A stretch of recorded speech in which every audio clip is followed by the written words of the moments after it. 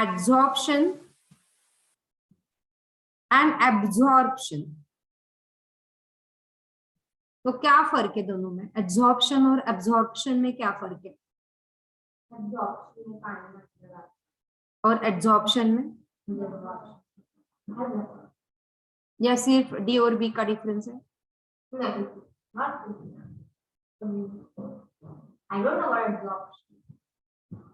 Imbibition is a special type of diffusion when water is absorbed. यहाँ पे भी दोनों वर्ड यूज किए. When water is absorbed by solid colloid, causing them to enormously increase in volume. For example, absorption of water by seeds and dry woods. No. चलो अभी एक लकड़े का मैंने टुकड़ा ले लिया, है ना, उस पे मैंने पानी डाला या उसको मैंने पानी में डाला, तो क्या होगा? पहले वो वाटर मॉलिक्यूल को सरफेस पे चिपकना तो पड़ेगा ना, तो वो जो चिपकेंगे पहले, वाटर मॉलिक्यूल जो सरफेस पे चिपकेंगे पहले, that is absorption, that is this absorption. कहाँ गया वो? आया था ना यहाँ पे दोनों? नहीं, चलो ये लिखा है, दैट इज दिस एब्जॉर्प्शन. समझा? और चिपकने के बाद पानी अंदर जाएगा, एब्जॉर्ब करेगा पानी अंदर, that is absorption, that is absorption. अभी ये लकड़ी का टुकड़ा फूल क्यों जाता है when you keep this in water?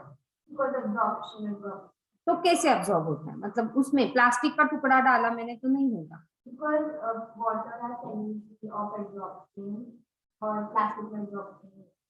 तो इसमें ऐसा क्या है जो एब्जॉर्प्शन हो गया?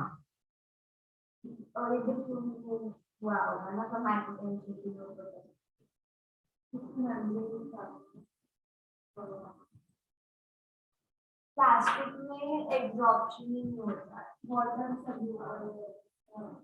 लॉजिक लगाओ ना. प्लांट में क्या होगा? लकड़ी के टुकड़े में क्या होगा? तो इट इज अ डेड, लेकिन उसमें डेड सेल तो है. डेड सेल, इसका cell wall is made up of cellulose. So cellulose is a water attracting substance, इसीलिए वो एब्जॉर्प्शन में, हाँ, वाटर मॉलिक्यूल से सरफेस पे जाएंगे, लेकिन वो चिपकेंगे नहीं चिपकेंगे पता नहीं. Okay, getting? व्हाई लकड़ी का टुकड़ा? Because the cell wall is made up of cellulose, pectin, so that is a water attracting substance, and वो वाटर को एब्जॉर्ब कर लेंगे. पहले एब्जॉर्प्शन होगा. किसी भी चीज में वाटर अंदर जाना है तो पहले एब्जॉर्प्शन होना जरूरी है, एडजॉर्प्शन, ऐड होना जरूरी है, फिर एब होगा. हाँ ठीक, समझा है ना? तो imbibition समझा. what is imbibition? is a special type of diffusion of water is absorbed by solid or some colloid, and then इसीलिए रेनी सीजन में घर में दरवाजे भी थोड़े से फूल जाए, डिफिकल्ट टू. व्हाई? बिकॉज लकड़ी, हाँ, इट इज लकड़ी का टुकड़ा and then it is having the cellulose, तो उसमें डेड सेल्स है, लेकिन सेल्यूलोज तो है. सेल्यूलोज है तो वो क्या करेगा? एब्जॉर्ब कर लेगा, पानी को एब्जॉर्ब कर लेगा. ओके,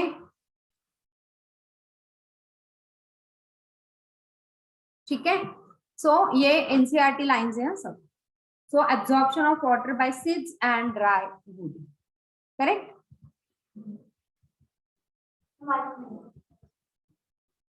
एनसीईआरटी ओपन करो.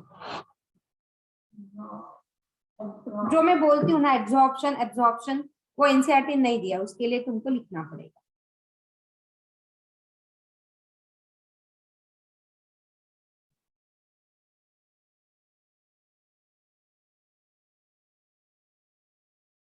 तो absorption is a prerequisite, agreed? Absorption होने के लिए absorption is a prerequisite, absorption होना ही पड़ेगा तभी एब्जॉर्प्शन होगा. Getting it? And agree to this? Okay. The pressure that is produced by the swelling of wood was used by prehistoric men. अभी तो अपने पास इतने सारे अर्थ मूविंग इक्विपमेंट है कि जो फटाफट रॉक्स तोड़ देते हैं, रास्ता बना लेते हैं हम लोग, है ना, कि डोंगर बिंगर फोड़ून अपन रास्ता काटतोय है ना, पहले तो इतना था नहीं, तो पहले रॉक को अगर तोड़ना है तो उसमें जो क्रैक्स बने थे उस पे वो लकड़ी डाल देते थे और फिर वो पानी डालते रहते थे, फिर वो लकड़ी फूल फूल के वो रॉक्स को क्रैक होती थे. So they used to split rock in this way. Okay. Different types of organic substance have different imbibing capacity. सबका imbibing capacity same नहीं होगा. Proteins have very high imbibing capacities compared to carbohydrates. Okay. And again, protein का metabolism produces more amino acids converted into urea. So when you are taking protein diet, तो आपको बहुत ज्यादा पानी पीना पड़ता है. Excretion में भी मैंने ये बोला था. काय झालं लागलं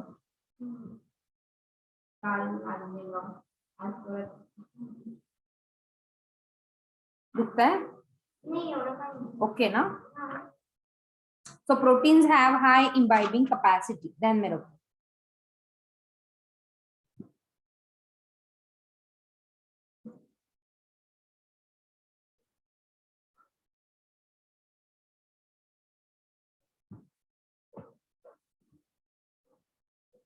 that's why proteinaceous pea seeds swell more compared to starchy seed. गहू पाण्यात टाकले तर ते एवढे फुगणार नाही जेवढे पीस टाकले तर ते फुलतील, because they have high imbibing capacity, so they swell more as compared to starchy. So imbibition is also a type of diffusion. Water movement is along a concentration gradient. म्हणजे काय? हाँ सेम यही यहाँ पे वो डिफ्यूजन होने वाला है, from higher to lower, hence they absorb water easily. तो water potential gradient between the absorbent and the liquid imbibe is essential for imbibition. Liquid imbibe मतलब क्या, बोलो इसका मीनिंग बोलो. Water potential gradient between the absorbent and the liquid imbibed is essential for imbibition.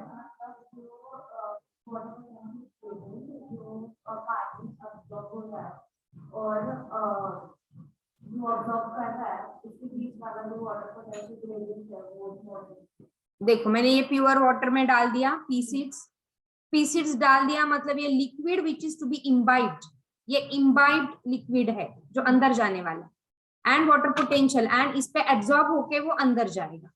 सो ये relation होना, water potential का gradient होना is essential for the process of imbibition. Liquid imbibe is कौन है अभी? Pure water. एब्जॉर्बेंट क्या होगा? हाँ पी का surface, because it is a plant material, उसमें सेल्यूलोज सेल वॉल में होगा ही.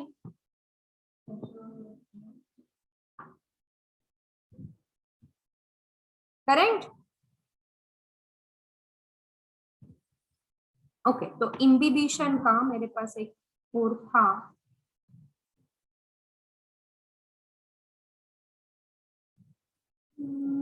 Yes.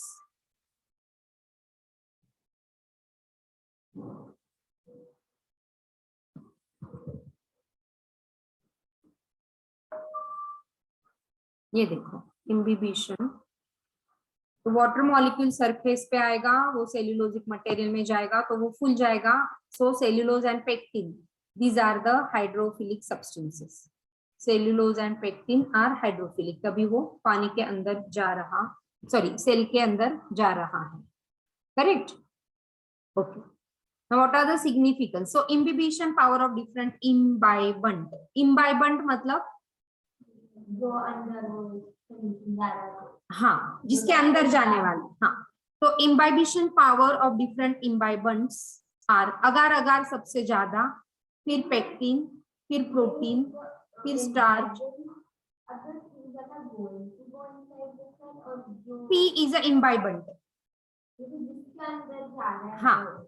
एंड वाटर और एनी लिक्विड इज इम्बिबेट.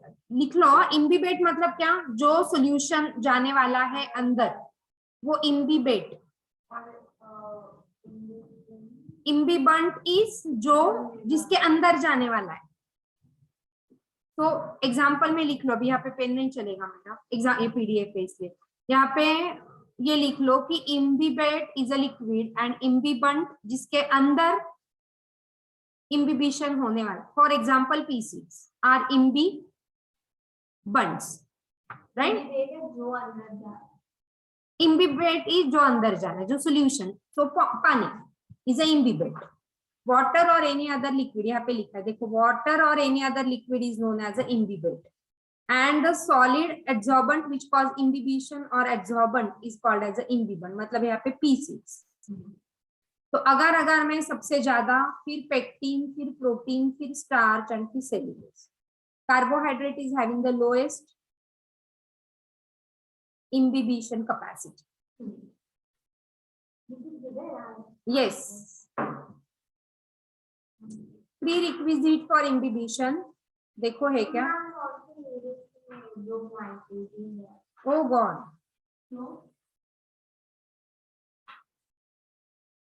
कौन से नहीं है पेज नंबर? अच्छा किस? ओके चलो प्री रिक्विजिट में देखती हूँ। Prerequisite for imbibition there should be affinity between imbibant and the liquid to be imbibed and there should be water potential gradient. Affinity होनी चाहिए किसमें? imbibant में and imbibate में, दोनों में। अभी प्लास्टिक और पानी, इसमें affinity है क्या? नहीं है। प्लास्टिक तुम जब पी सीड्स है वो प्लास्टिक के कंसिडर करो, उसमें इम्बिबिशन होने वाला है क्या? क्योंकि एब्जॉर्प्शन ही फर्स्ट स्टेप ही नहीं होगा। Okay, so these are the two prerequisites. There should be affinity between imbibant and the liquid to be imbibed, and there should be water potential gradient between imbibant and imbibate. Correct? नहीं चलता, ठीक है चलो okay. हाँ highlighter है ना, तो ये इस पे क्वेश्चन आएगा। Carbohydrate is least compare to agar agar, and protein again, protein is having higher capacity than starch and cellulose. So yeah,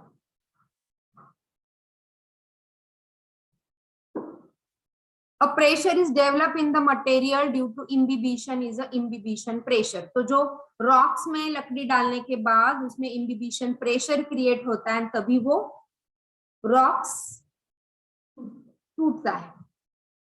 So rock get broken due to swelling of wood, method used by prehistoric.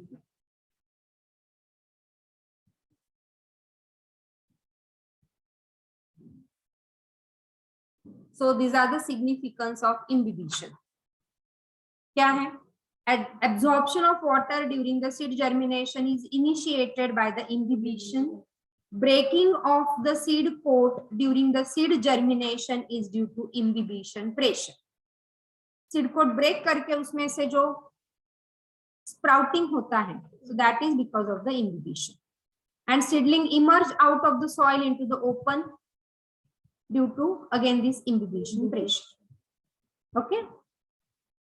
Now the transpiration. अपने इस पे जाते हैं।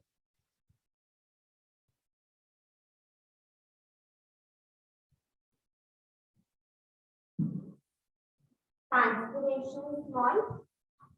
इसमें से करवाती हूँ transpiration.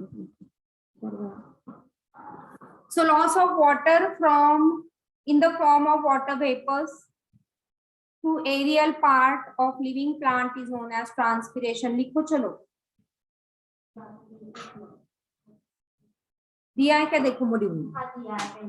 हाँ, same definition. Yes, transpiration is an evil, ऐसे बोला था कर्टिस साइंटिस्ट ने, इज एन इसेंशियल इविल। क्यों? उसकी वजह से ही एटमॉस्फेयर में ह्यूमिडिटी एंड रेनफॉल, तो the basic reason for that rainfall is transpiration. इसीलिए झाड़े लावा से ट्री, नॉट से चीज, से ट्री, या कभी भी स्माइलिंग होता है। इविल क्यों बोला? क्योंकि इतना पानी उनको भी लगता है ना, या इतना पानी तो उनको भी लगता है ना, but then it is an essential evil. पानी लेता है लेकिन इसेंशियल, मतलब रंग पंचमी नहीं खेलते, पानी वेस्ट करने। Yes, so transpiration is an unavoid, इसने एक बोला तो स्टीवर्ड ने दूसरा बोला, it is an unavoidable evil. competition within the scientist. Okay, the minimum transpiration is found in succulent xerophytes, maximum found in mesophytes.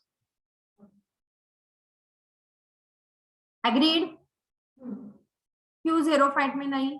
Because उनके पास पानी नहीं है। पानी नहीं तो बेचारे कहाँ ट्रांसपायर करेंगे?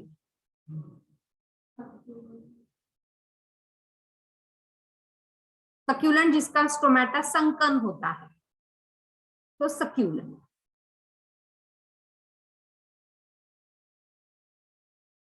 Transpiration is absent in algae, fungi, submerged aquatic plant.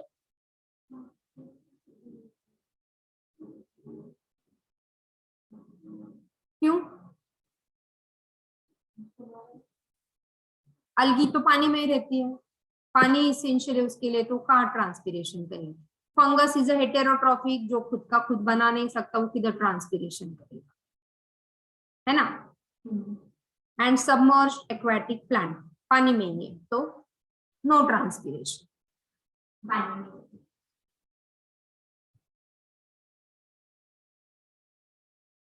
चलो, types of transpiration.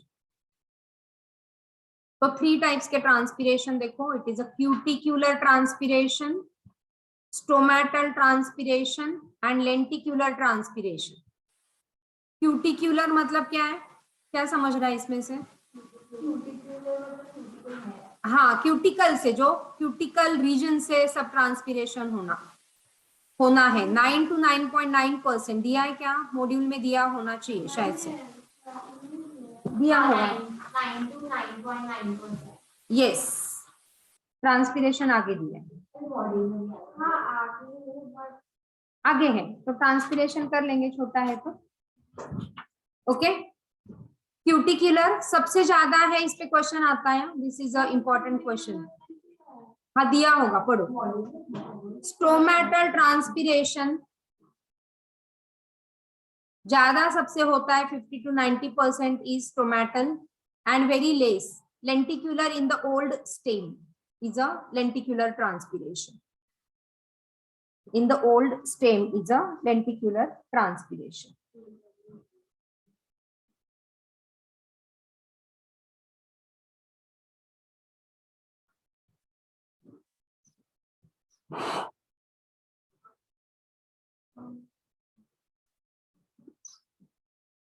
I'm only writing the transpiration to name the modeling of different transpiration.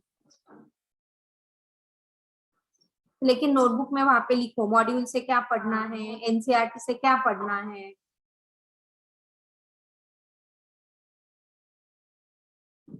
ठीक है. Now the structure of stomata. Yes,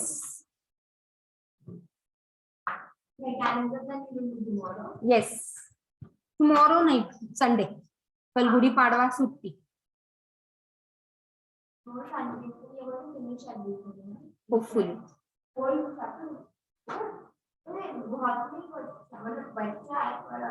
देखते हैं.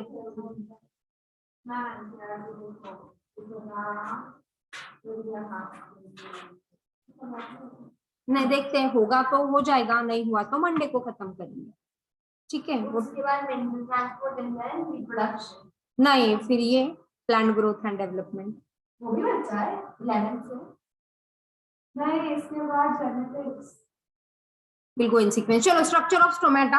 So stomata are found on aerial delicate organ and on the surface of leaves in the form of minute pores. दिया है? हाँ. Yes. अभी this is very very important, हाँ.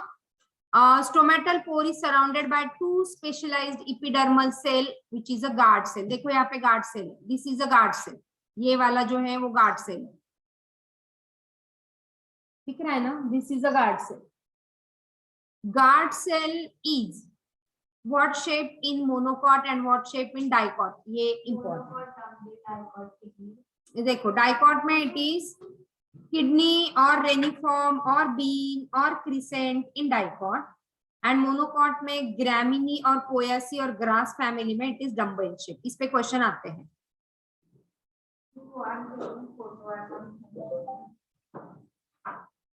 लिखिए ना।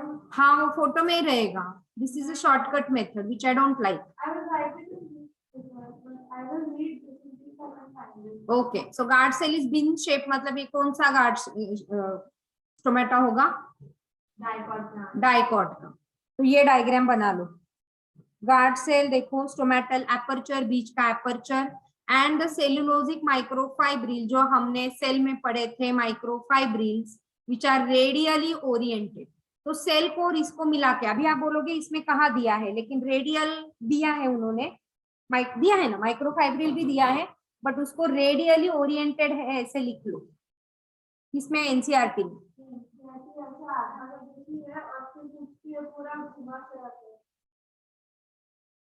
Then it is also having chloroplast and बाहर के cell are called as a subsidiary cells.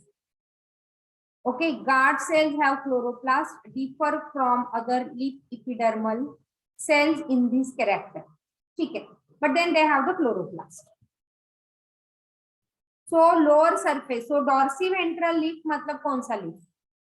Monocot के डाइकॉट? डाइकॉट मतलब उसके लोअर सरफेस पे there are more stomatas. NCERT ने दिया है, देखो, usually the lower surface of dorsi ये भी दिया है. Cellulose microfibrils oriented radially and longitudinally making it easier for stoma to open. इसका अरेंजमेंट ऐसा क्यों है? क्योंकि स्टोमा उसका पोर ओपन हो या क्लोज हो, उसके लिए वो इजी जाएगा.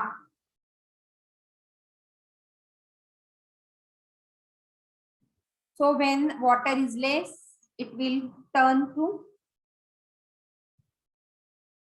flaccid.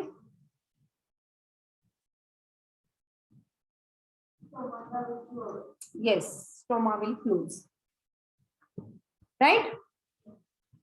Yeah. The cause of opening and closing of stomata is a change in the turgidity of the guard cell. Turgidity ज्यादा तो stoma open होगा, turgidity कम तो स्टोमा क्लोज होगा. देखो इधर देखो, टीपी उसका कम हो रहा है, टीपी कम हो गया तो वो क्लोज हो जाएगा, टीपी बढ़ने लगा तो वो ओपन हो जाएगा. इजी है ना ये? या so when guard cell become turgid, stoma opens. When the guard cell become flaccid, stoma closes. Due to endosmosis, TP develop in guard cell and it exert pressure TP over the cell wall. Okay, and radially oriented cellulosic microfibril stretches this cell wall. Okay, अब ये उसका theory है, वो हम बाद में करेंगे क्योंकि ये थ्योरी को समझना फुल पेशेंस लगेगा. रुको, मेरी इसमें क्या है?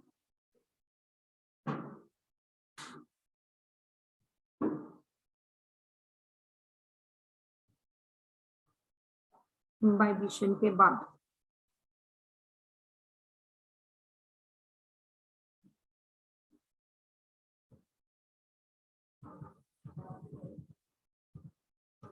चलो बोलो. हाँ ये हो कर लिया था क्या हमने? नहीं. हाँ ये क्या बच्चों से क्वेश्चन है?